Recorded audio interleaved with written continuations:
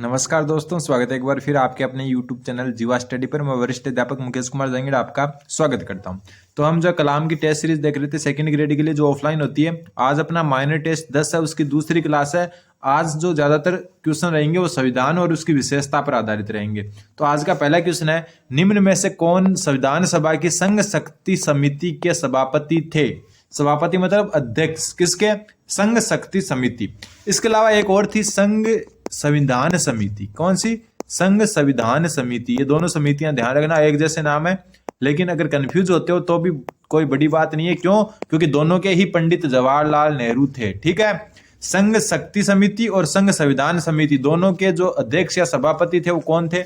Option number 1 Jawaharlal Nehru. ठीक है, इसके अलावा जो है जवाहरलाल नेहरू राज्य समिति के भी क्या थे? संविधान की जो राज्य समिति थी ना, उसके भी सभापति थे। कौन? जवाहरलाल नेहरू। संघ शक्ति समिति, संघ संविधान समिति और राज्य समिति तीनों के जो है कौन थे?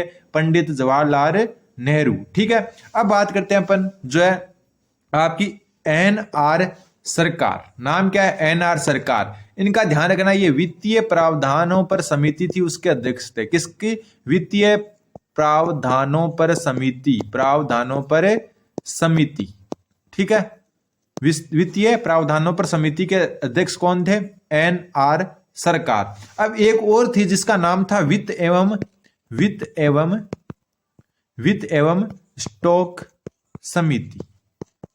ठीक है, वित्त एवं स्टॉक समिति। इसके अध्यक्ष, देखो नाम दोनों एक जैसे हैं, लेकिन वित्त एवं स्टॉक समिति इसके अध्यक्ष थे राजेंद्र प्रसाद। डॉक्टर राजेंद्र प्रसाद जो है इसके अध्यक्ष थे वित्त एवं स्टॉक समिति के। और वित्तीय प्रावधानों पर समिति के कौन थे? NR सरकार। एक थी राष्ट्रीय ध्वज की तदर्थ समिति। किसकी? राष्ट्रीय ध्वज की तदर्थ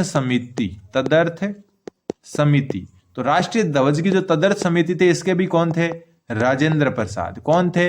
राजेंद्र प्रसाद। और इसको कहते थे झंडा समिति। ध्यान रखना, इसका दूसरा नाम क्या है? दूसरा नाम है इसका झंडा समिति। तो इतनी बातें आपको पता हो गई। सबसे पहला कि संघ शक्ति समिति, संघ संविधान समिति और राज्य समिति के कौन थे? पंडित जवाहरलाल नेहरू। वित्तीय प्रावधानों पर समिति के कौन थे? NR सरकार। और वित्त एवं स्टॉक समिति के कौन थे? राजेंद्र प्रसाद। राष्ट्रीय ध्वज की जो तदर्थ समिति थी उसके कौन थे? राजेंद्र प्रसाद। और इसको क्या कहते हैं? झंडा समिति भी कहते हैं। अगला क्वेश्चन नंबर 22वां क्वेश्चन बोल रहा है, निम्नलिखित में से कौन सा अनुच्छेद 51 क में दिए गए मूल कर्तव्यों में शामिल नहीं है? तो बहुत जो है आपके जो संविधान का जो है भाग 4 क है, कौन से भाग में? भाग 4 क। ठीक है, 4 क में अनुच्छेद 51 क में मूल कर्तव्य वर्णित है। और ये जो है मूल संविधान में नहीं थे, इनको जो 42वां संविधान संशोधन है, कौन सा? 42वां संविधान संशोधन 1976 के द्वारा जोड़े गए।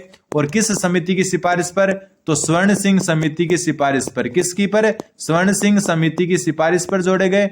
और मूल रूप से 10 मूल कर्तव्य थे। ठीक है, मूल रूप से 10 मूल कर्तव्य थे। और बाद में जो है आपका 11वां मूल कर्तव्य जो है 6 से 14 वर्ष के बच्चों को शिक्षा वाला जोड़ा गया। और ये कब जोड़ा गया वो आपको कमेंट करना है। ठीक है, इसके अलावा आपको ध्यान रखना, जो अनुच्छेद 51 क में मूल कर्तव्य है उसमें कौन सा नहीं है? तो करों का भुगतान करना, यानी कि टैक्स पे करने का कोई भी जो है मूल कर्तव्य इसमें शामिल नहीं किया गया है। देश की रक्षा करना, सार्वजनिक संपत्ति को सुरक्षित रखना, वैज्ञानिक दृष्टिकोण का विकास करना, सारे शामिल है, लेकिन करों का भुगतान करना जो है इसमें जो है शामिल नहीं किया गया है। ध्यान रखना। अगला क्वेश्चन नंबर 23वां क्वेश्चन बोल रहा है, संविधान सभा में राजस्थान की देशी रियासतों से कुल कितने सदस्य शामिल हुए?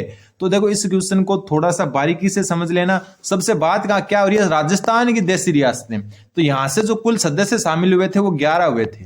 कितने हुए थे? 11। एक मिनट, कितने सदस्य शामिल हुए थे? 11। लेकिन जो राजस्थान से कुल कितने सदस्य हुए? राजस्थान से संविधान सभा में कुल कितने सदस्य हुए? तो 12। क्यों? क्योंकि एक सदस्य जो है चीफ कमिश्नरी प्रांत या कह सकते हो केंद्र शासित जो है प्रदेश, चीफ कमिश्नरी प्रांत कौन सा था? अजमेर मेरवाड़ा। इससे शामिल हुआ था, अजमेर मेरवाड़ा। ठीक है, तो इन दोनों चीजों को ध्यान रखना। राजस्थान से, वर्तमान राजस्थान से कुल 12 सदस्य जो है संविधान सभा में शामिल हुए थे, लेकिन देशी रियासतों से सिर्फ 11 ही थे। क्यों? क्योंकि एक जो है अजमेर मेरवाड़ा जो उस समय चीफ कमिश्नरी प्रांत होता था, मतलब एक प्रकार से केंद्र शासित प्रदेश होता था, उसमें शामिल थे। ठीक है, और ये कौन थे? एक वो, इनका नाम था मुकुट बिहारी लाल भार्गव। तो इस चीज में थोड़ा सा अंतर देख लेना कि राजस्थान से तो 12 सदस्य हुए थे, लेकिन देशी रियासतों से राजस्थान में 11 ही हुए थे। एक जो अजमेर मेरवाड़ा से मुकुट बिहारी लाल भार्गव हुए थे। तो यहां देशी रियासतों से पूछा तो ऑप्शन नंबर जो है 4 इसका सही उत्तर हो जाएगा। अगला क्वेश्चन नंबर 24वां क्वेश्चन बोल रहा है कि भारतीय संविधान सभा के संबंध में निम्नलिखित में से कौन सा कथन सही है? सही पूछा है। सबसे पहले ये वयस्क मताधिकार पर आधारित थी, तो ये क्या हो गया? आपका गलत हो गया। ये वयस्क मताधिकार पर आधारित नहीं थी। ये जो इस वर्तमान में अपना राज्यसभा का जो है ना, राज्यसभा का जो होता है ना, किसका, एक मिनट, राज्यसभा का जो चुनाव होता है ना, उस हिसाब से उसका होता था। मतलब अनुपातिक प्रतिनिधित्व की एकल संक्रमण मत प्रणाली से, एकल संक्रमण मत के अप्रत्यक्ष मत प्रणाली से, किससे? अप्रत्यक्ष मत प्रणाली से होता था। मतलब जो विभिन्न प्रांतों की जो आपकी जो वहां की उस टाइम की विधानसभा कह सकते हो या जो सदन थे ना, वो चुन के भेजते थे। जैसे वर्तमान में राज्यसभा में होता है ना कि किसी भी राज्य की विधानसभा के विधायक जो है राज्यसभा सांसद का चुनाव करते हैं अप्रत्यक्ष रूप से। तो अनुपातिक प्रतिनिधित्व की एकल संक्रमण की अप्रत्यक्ष मत प्रणाली से जो है इसका चुनाव होता था। तो वयस्क मताधिकार पर आधारित नहीं थी, यह प्रत्यक्ष निर्वाचन का परिणाम थी। तो यह अभी अपन बात कर चुके अप्रत्यक्ष मत का होता था। ठीक है, यह बहुदलीय संरचना नहीं थी, तो गलत। क्यों? क्योंकि बहुदलीय थी, इसमें मुस्लिम लीग, इंडियन नेशनल कांग्रेस, बहुत सारे दलों ने भाग लिया था। ये कई समितियों के माध्यम से कार्य करती थी, तो ये बिल्कुल सही है। क्यों? अभी ऊपर देखा कि संघ समिति कौन सी है, राज्य समिति, मौलिक अधिकार समिति, ठीक है, बहुत सारी समितियां थी, राष्ट्रीय ध्वज की तदर्थ समिति, तो वो सारी की सारी समितियों के माध्यम से कार्य करती थी। तो चौथा एकदम सही हो गया। अगला क्वेश्चन नंबर 25वां क्वेश्चन बोल रहा है निम्नलिखित में से कौन सा मौलिक अधिकार नहीं है? निम्नलिखित में से कौन सा मौलिक अधिकार नहीं है? तो अब आप बोलोगे कि 6 मौलिक अधिकार है। कितने? 6, जिसमें स्वतंत्रता का, समानता का, धार्मिक स्वतंत्रता का, ठीक है, सांस्कृतिक का, जो भी अधिकार है, लेकिन 6 बोलोगे। तो यहाँ तो आप देख रहे हो कि ये जो है स्वतंत्रता, समानता कहीं नहीं देख रही, शोषण के विरुद्ध संवैधानिक उपचार का अधिकार कहीं दिख रहा है क्या? नहीं दिख रहा। तो अब क्या पता, आप तो क्या करोगे, सारे के सारे ही नहीं है, लेकिन ऐसा नहीं है। वैसे तो आप बीएड कर चुके हैं, आपको इतना तो पता है। देखो, संगठन बनाने का अधिकार जो है आपका स्वतंत्रता के अधिकार में है, समूह बनाने का अधिकार भी स्वतंत्रता के अधिकार में है, ठीक है, देश के किसी भाग में घूमने फिरने का भी अधिकार आपको स्वतंत्रता के जो अधिकार है उसमें वर्णित है। तो किसका अधिकार नहीं है? संपत्ति का अधिकार नहीं है। ठीक है, ये जो है पहले संपत्ति का जो मूल रूप से जो है संविधान में 7 जो आपके थे मूल अधिकार, उसमें जो है संपत्ति का अधिकार शामिल था। लेकिन क्या किया गया कि जो है आपका जो है 31वें अनुच्छेद में था, ये ध्यान रखना। एक तो संपत्ति का अधिकार कौन से अनुच्छेद में था? 31वें अनुच्छेद में था। जो है मौलिक अधिकारों के जो 31वां अनुच्छेद है ना संविधान का, उसमें संपत्ति का अधिकार था। लेकिन 44वां जो संविधान संशोधन हुआ ना, 44वां संविधान संशोधन कब हुआ? 1978 में। उसमें इसको हटाकर जो है 300 अनुच्छेद 300 क, कौन सा अनुच्छेद? 300 क, और भाग कौन सा? भाग आपका 12वां। ठीक है, यहां भाग कौन सा था? यहां भाग 3रा। ठीक है, मतलब क्या किया? संपत्ति के अधिकार को जो अनुच्छेद 31 में और भाग 3 में वर्णित था, उसको 44वें संविधान संशोधन 1978 के तहत जो है भाग 12 के अनुच्छेद 300 क में शामिल कर दिया गया और इसको एक कानूनी अधिकार बना दिया गया। तो ये अनुच्छेद भी आपको ध्यान रखने हैं। अगला क्वेश्चन नंबर 26वां क्वेश्चन बोल रहा है कि कैबिनेट मिशन के अनुसार कितनी जनसंख्या पर संविधान सभा की एक सीट का निर्धारण किया गया था? तो मैंने आपको बताया कि राज्यसभा के जैसे इनका निर्वाचन होता था। ठीक है, कैसे निर्वाचन होता था? राज्यसभा के जैसे। ठीक है, और राज्यसभा के जैसे होता था। तो इसमें जो अनुपातिक जो प्रतिनिधित्व है उसमें 10 लाख की जनसंख्या पर एक सदस्य का जो है चुनाव किया जाना था। तो उत्तर हो जाएगा आपका ऑप्शन नंबर 1। 10 लाख पर जो है एक वोट जो है एक सदस्य जो है शामिल होगा संविधान सभा में, यह निर्णय किया गया कैबिनेट मिशन के अनुसार। अगला क्वेश्चन नंबर 27वां क्वेश्चन बोल रहा है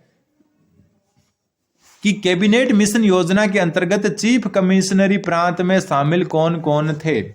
ठीक है, जो कैबिनेट मिशन योजना आई थी उसमें चीफ कमिश्नरी प्रांत एक प्रकार से जो केंद्र शासित प्रदेश है वो कौन कौन से थे? तो देखो संयुक्त प्रांत तो एक पूरा प्रांत था, तो ये नहीं है। अजमेर मेरवाड़ा है, अपने को पता है, ठीक है। कुर्ग भी है, ध्यान रखना। ब्रिटिश बलूचिस्तान ये भी जो है इसमें शामिल था, और दिल्ली भी शामिल था, ठीक है। ये चारों के चारों शामिल थे। और जब भारत आजाद हुआ, मतलब भारत का बंटवारा हुआ, तब ये जो चौथा है ये किस में चला गया? पाकिस्तान में चला गया, ठीक है। बलूचिस्तान कहां चला गया? पाकिस्तान में, ठीक है। तो अजमेर मेरवाड़ा, कुर्ग, ब्रिटिश बलूचिस्तान और दिल्ली, ये चार जो है कैबिनेट मिशन योजना के अंतर्गत क्या थे? चीफ कमिश्नरी प्रांत, या कह सकते हो हम जो है केंद्र शासित प्रदेश थे। तो 2 3 4 5, 2 3 4 5 किसमें? ऑप्शन नंबर 2 इसका सही उत्तर हो जाएगा। अगला क्वेश्चन, क्वेश्चन नंबर 28। 28वां क्वेश्चन बोल रहा है संविधान सभा के गठन की मांग पहली बार व्यक्तिगत रूप से किसके द्वारा की गई? तो देखो संविधान सभा की जो मांग है वो पहली बार M.N. रॉय द्वारा की गई, और ये कब की गई? 1934 में। किस कब? 1934 में। ये कम्युनिस्ट पार्टी ऑफ इंडिया के जो है क्या थे? जो मार्क्सवादी है उनके सदस्य थे, ठीक है। नहीं sorry, communist party of India जो मार्क्सवादी है उनके जो सदस्य थे M.N. रॉय। तो उन्होंने 1934 में जो है व्यक्तिगत रूप से क्या किया था? संविधान सभा के गठन की मांग की थी। कुछ गलती हो जाए तो जरूर कमेंट करके आप जो है सुधार दें उसको। तो संविधान सभा की सबसे पहले व्यक्तिगत रूप से मांग किसने की? M.N. रॉय ने। वैसे जो बाल गंगाधर तिलक है उन्होंने जो बहुत बार जो है क्या किया? संविधान सभा की मांग की, लेकिन व्यक्तिगत रूप से जो है M.N. रॉय ने ही की थी। वैसे जो है बाल गंगाधर तिलक है जो उन्होंने तो क्या 1895 के आसपास ही कर दी थी, लेकिन ये व्यक्तिगत रूप से नहीं थी, ठीक है। व्यक्तिगत रूप से M.N. रॉय ने की थी। अगला क्वेश्चन, क्वेश्चन नंबर 29। 29वां क्वेश्चन बोल रहा है वह एकमात्र देशी रियासत कौन सी थी जिसके प्रतिनिधि संविधान सभा में शामिल नहीं हुए? ठीक है, वह एकमात्र देशी रियासत कौन सी थी जिसके प्रतिनिधि संविधान सभा में शामिल नहीं हुए? तो ध्यान रखना हैदराबाद के जो प्रतिनिधि है ना वो संविधान सभा में शामिल नहीं हुए, ठीक है। देखो टोटल जो है 389 सीटें निर्धारित की गई संविधान सभा में, लेकिन भारत का बंटवारा होने के बाद में ये सीटें रह गई 299, ठीक है। जिसमें से आपकी 226 तो थी कहां से? जो है प्रांतों से। कहां से? प्रांतों से। और यहां पर आपकी 3 थी चीफ कमिश्नरी प्रांतों से, ठीक है। और बची हुई 70 आपकी देशी रियासतों से थी। कहां से?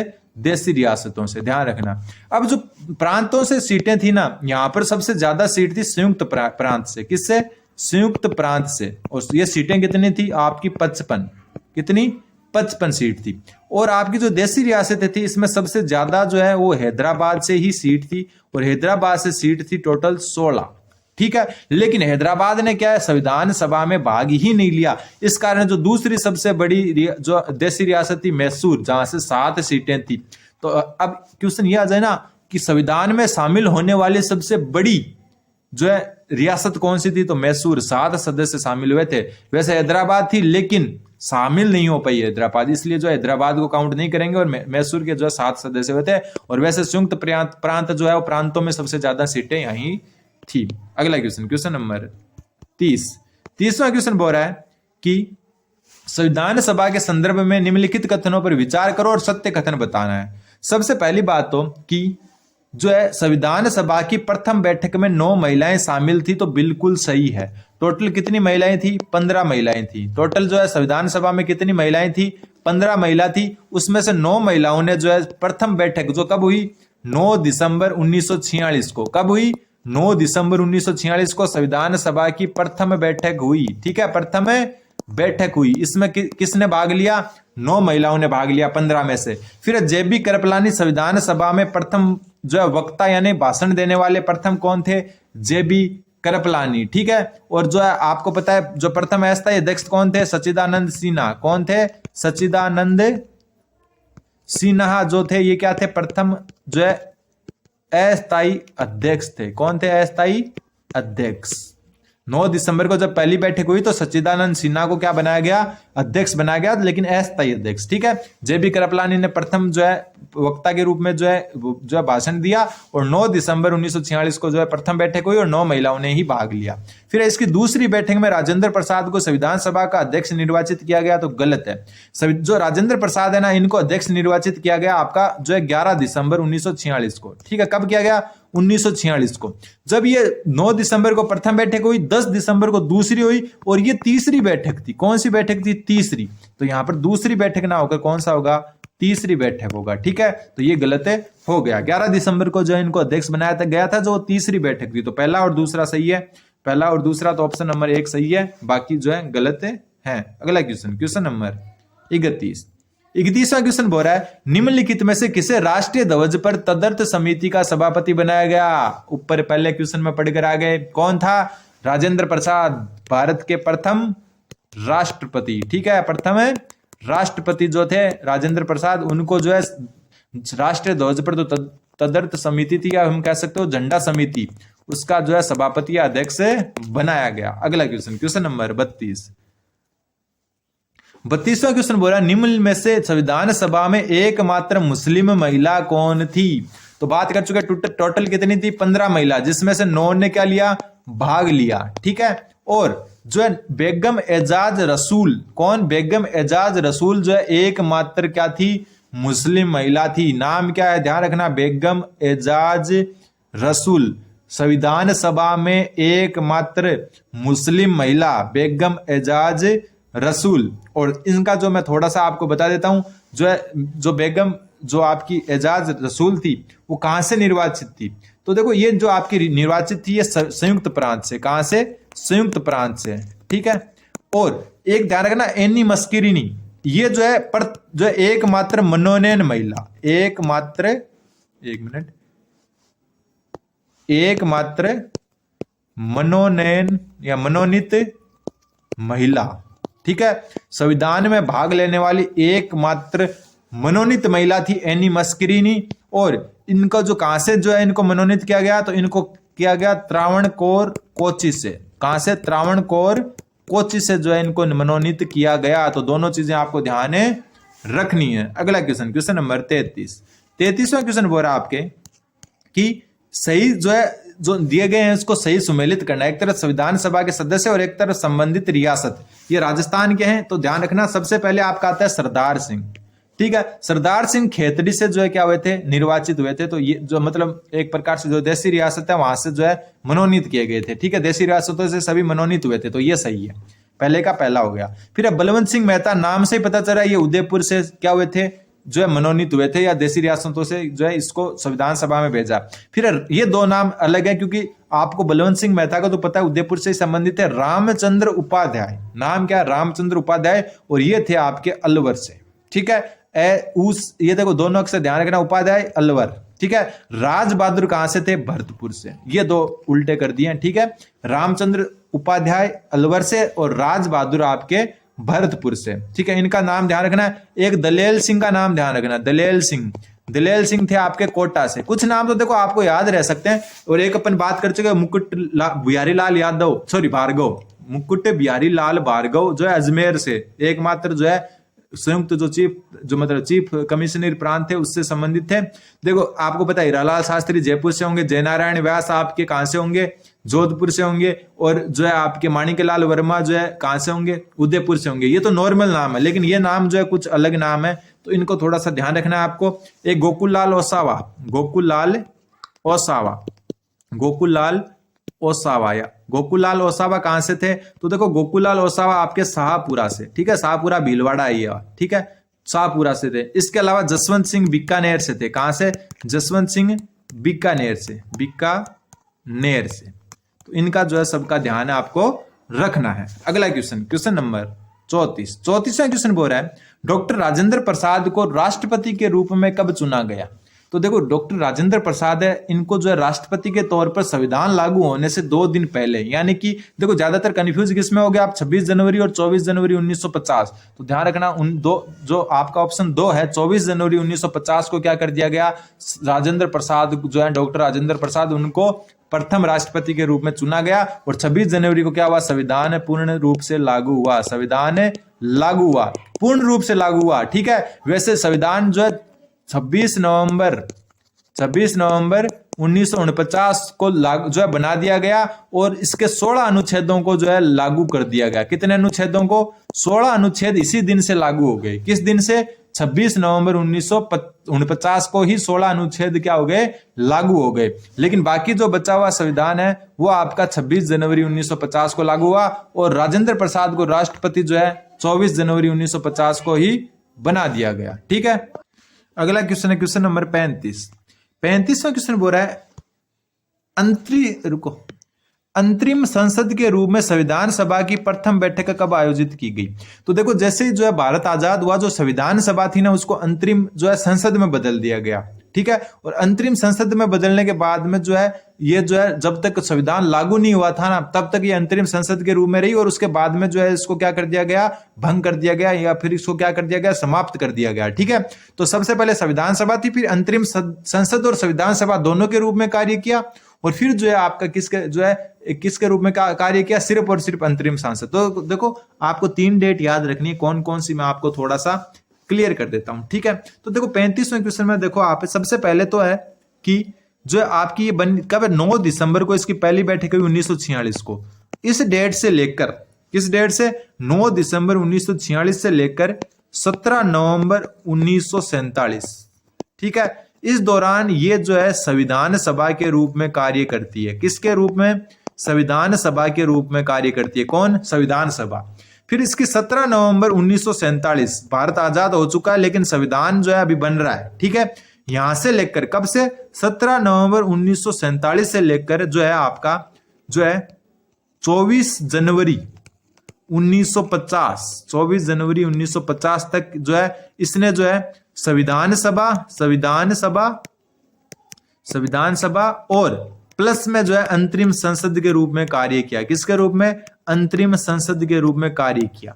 फिर 24 जनवरी, कब से, 24 जनवरी 1950 से लेकर 17 अप्रैल 1952 कब तक, 1952 तक इसने जो है सिर्फ और सिर्फ जो है अंतरिम संसद के रूप में कार्य किया, अंतरिम संसद के रूप में। तो वापस देखो 9 दिसंबर 1946 से 17 नवंबर 1947 तक संविधान सभा के रूप में कार्य किया। फिर 17 नवंबर 1947 से 24 जनवरी 1950 तक संविधान सभा और अंतरिम संसद दोनों के रूप में कार्य किया।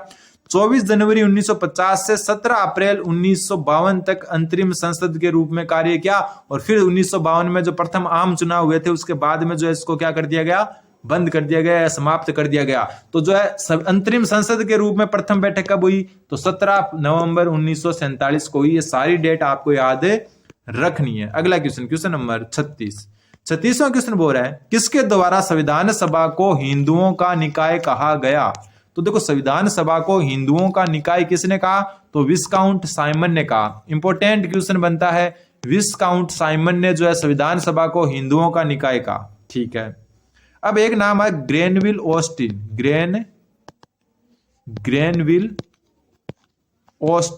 ठीक है, ग्रेनविल ऑस्टिन ने क्या कहा, एक फेमस जो है, आपको थोड़ा सा देखो हटा देता हूं, थोड़ा सही लिख देते हैं। इनका भी एक फेमस जो है संविधान सभा के बारे में है, ग्रेनविल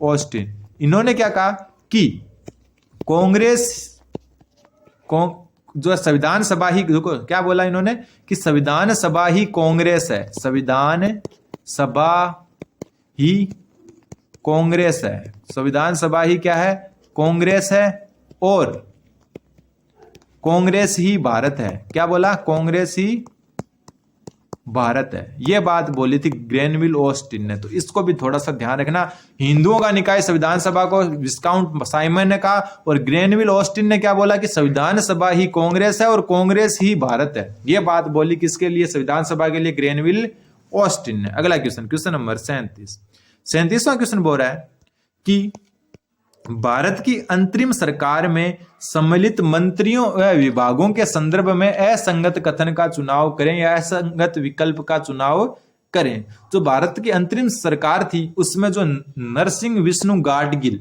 ठीक है, NV गाडगिल है, इनको निर्माण खान एवं विद्युत मंत्री बनाया गया, तो बिल्कुल सही है।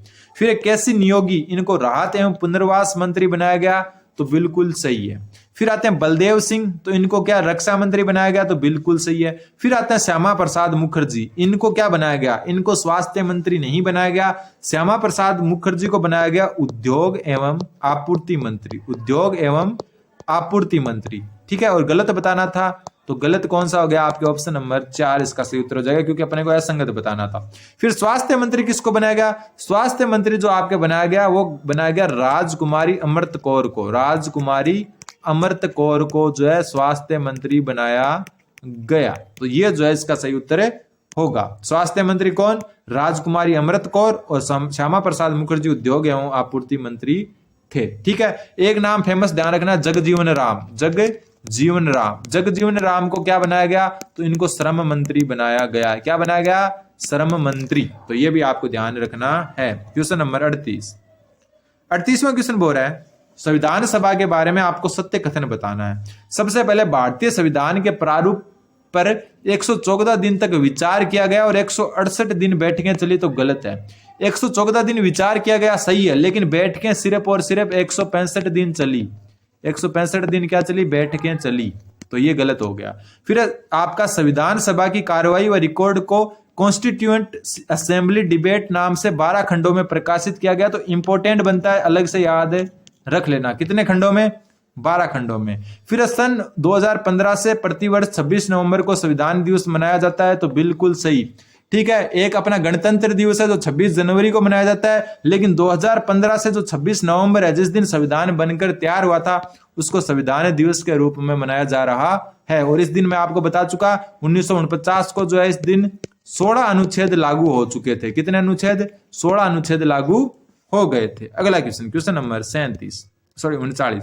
39वां क्वेश्चन बोल रहा है, तो इसमें आपको पता है 1 और 2 सही है, और नहीं सॉरी 2 और 3 सही है, बाकी गलत है, तो ऑप्शन 2 इसका सही उत्तर हो जाएगा। क्वेश्चन नंबर जो है 39वां क्वेश्चन क्या बोल रहा है आपका कि डीपी खेतान की मृत्यु के बाद किसे प्रारूप समिति का सदस्य बनाया गया?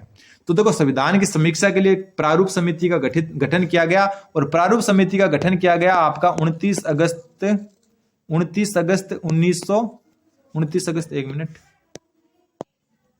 1947 को। ठीक है, 29 अगस्त 1947 को किया गया, और 30 अगस्त 1947 को भीमराव अंबेडकर, डॉक्टर भीमराव अंबेडकर को क्या किया गया? भीमराव अंबेडकर को क्या बनाया गया? अध्यक्ष बनाया गया। ध्यान रखना दोनों में अंतर। 29 अगस्त 1947 को प्रारूप समिति का गठन किया गया, और 30 अगस्त को डॉक्टर भीमराव अंबेडकर को क्या बनाया गया? अध्यक्ष बनाया गया। ठीक है, इसमें 7 सदस्य थे, 7 के नाम ध्यान रख लेना। सबसे पहले तो एक तो आपके डॉक्टर भीमराव अंबेडकर हो गए, अध्यक्ष के सहित 7 सदस्य थे। दूसरे आपके कौन हो गए? दूसरे थे आपके एन गोपाल स्वामी अयंगर, गोपाल स्वामी। ठीक है, शॉर्ट में लिख रहा हूं मैं अयंगर। ठीक है, तीसरे कौन थे आपके? अलादी कृष्ण स्वामी अय्यर, अलादी कृष्ण स्वामी अय्यर।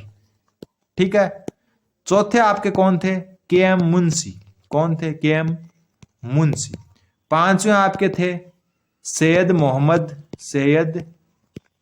मोहम्मद सादुल्ला। ठीक है, छठे कौन थे? छठे थे BL मित्र। ठीक है, BL मित्र। और 7वें कौन थे?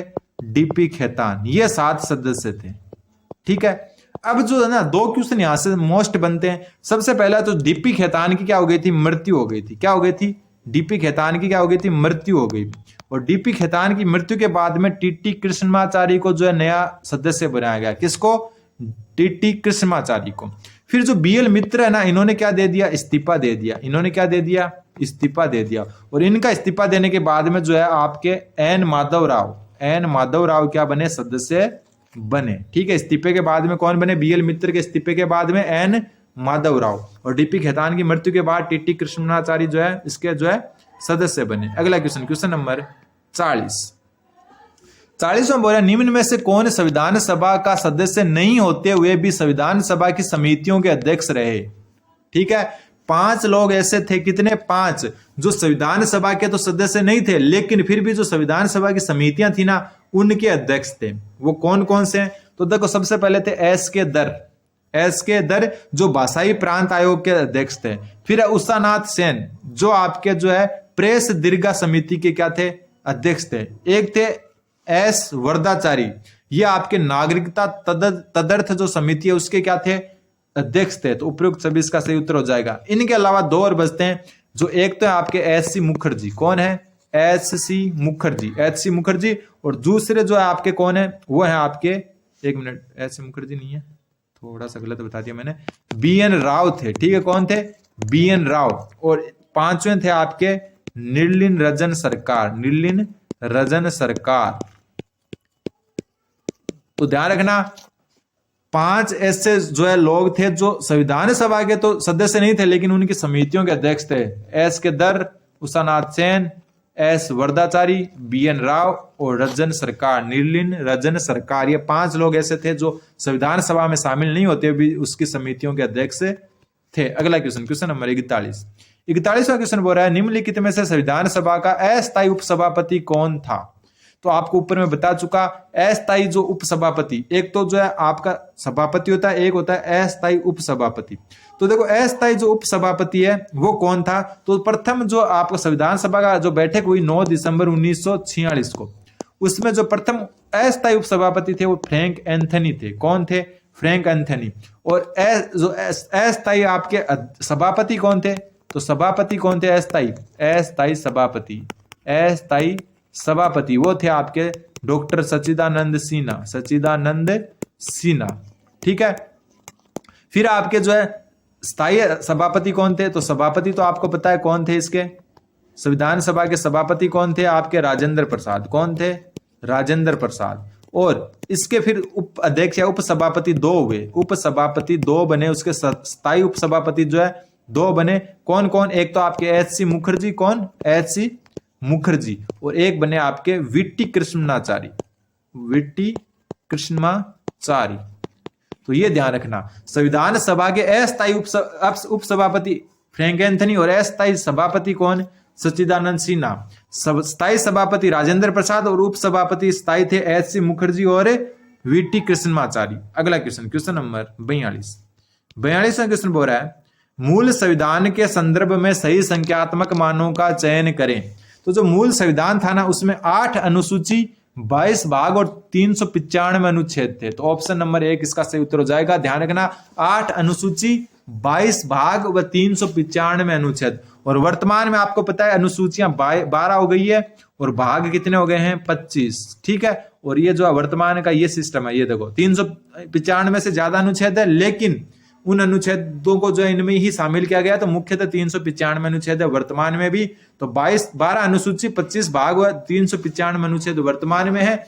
और जो मूल संविधान था उसमें 8 ही अनुसूची, 22 भाग और 395 अनुच्छेद थे। ऑप्शन नंबर 1 इसका सही उत्तर हो जाएगा। अगला क्वेश्चन, क्वेश्चन नंबर 43वां क्वेश्चन बोल रहा है, संविधान की 8वीं अनुसूची में शामिल भाषाओं के संदर्भ में असंगत युग्म बताना है। तो अब जो है संविधान की जो 8वीं अनुसूची है उसमें मूल रूप से 14 भाषा थी। कितनी? 14। और वर्तमान में कितनी है? 22। कितनी?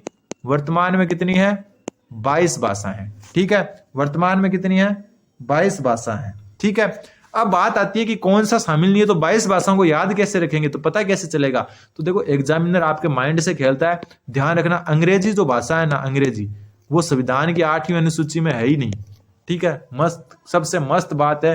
और अपन इस बात को भूल जाते हैं, इतना ध्यान नहीं देते कि अंग्रेजी जो है ना वो 22 भाषाओं में शामिल नहीं है। तो देखो ये सारी है, ये सारी है, ये देखो अंग्रेजी आ गई। तो असंगत बताना था, तो यही हो गया असंगत, अंग्रेजी तो है ही नहीं। ठीक है, तो ऑप्शन नंबर 3 इसका सही उत्तर हो जाएगा। तो ध्यान रखना, 8वीं अनुसूची में अंग्रेजी शामिल नहीं है। अगला क्वेश्चन, क्वेश्चन नंबर 44वां क्वेश्चन बोल रहा है, आपको असंगत युग्म को पहचान करना। भारतीय संविधान के भाग और उससे संबंधित विषय दिए हुए हैं। सबसे पहले भाग 9 के, तो इसमें पंचायतें नहीं है। पंचायत किस में है? भाग 9 में। पंचायतें किस में है? भाग 9 में। तो भाग 9 क में कौन है? तो भाग 9 क में है आपके जो है नगर पालिकाएं। कौन है? नगर पालिकाएं, नगर पालिकाएं। इसके अलावा भाग 9 ख, इसमें कौन है? तो इसमें है सहकारी समितियां। कौन? सहकारी समितियां। ठीक है, ये भी आपको ध्यान रखना है। भाग 8 में क्या है? संघ राज्य क्षेत्र, तो सही है। भाग 10 में अनुसूचित जाति और जनजाति क्षेत्र और भाग 19 में है विविध। तो ये आपको भाग तो याद रखने ही होंगे। तो ये आपका ऑप्शन नंबर 1 असंगत हो गया। आज का लास्ट क्वेश्चन वही है, असुमेलित बताना है। सबसे पहले जो है इधर संवैधानिक प्रावधान है और इधर दिए हैं कि स्रोत कौन सा देश है। तो देखो सबसे पहले आ रहा है कि राज्यसभा में सदस्यों का मनोनयन आयरलैंड से लिया गया है, तो बिल्कुल सही है। विधि के समक्ष समानता अमेरिका से नहीं ली गई, किससे ली गई है? ब्रिटेन से। किससे?